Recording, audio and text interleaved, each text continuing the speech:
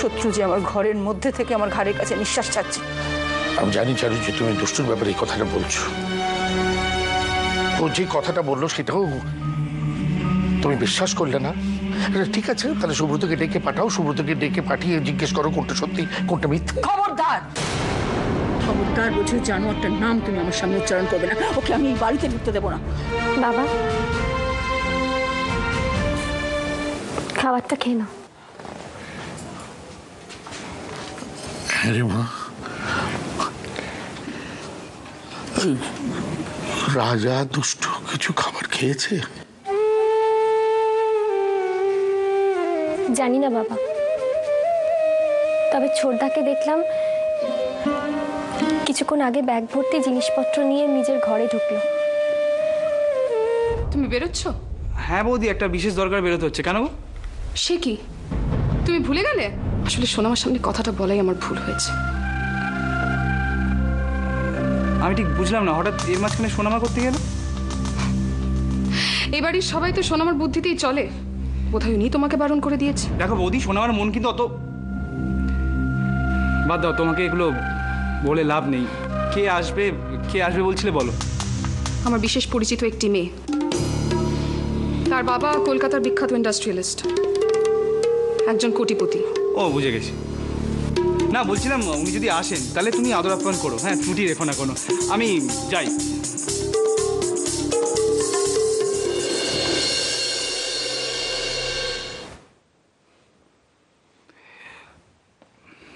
মোদি, বলছিলাম যে এগুলো করে কোনো লাভ নেই।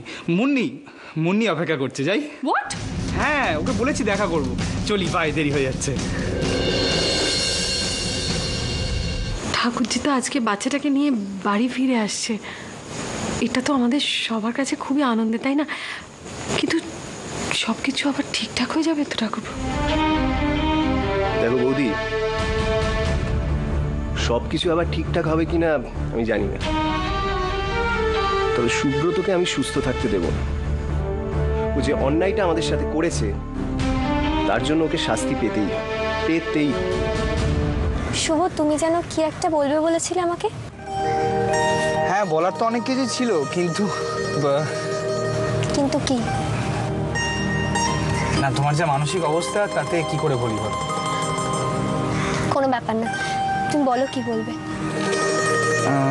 মুন্নি, আমাদের কোম্পানি আমেরিকা একটা কোম্পানির সাথে বিজনেস ডিল করছে, তো আমাকে কিছুদিন জন্য সেখানে যেতে হবে।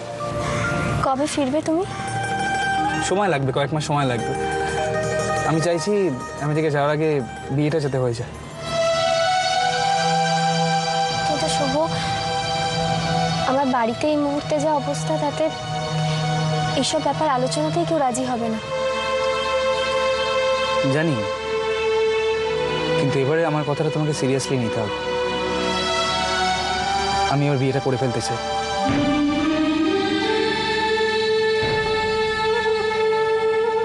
দুষ্টু, এবার থেকে আমাদের এরকমই একা বসে খাবার খেতে হবে, অভ্যস্ত হয়ে না।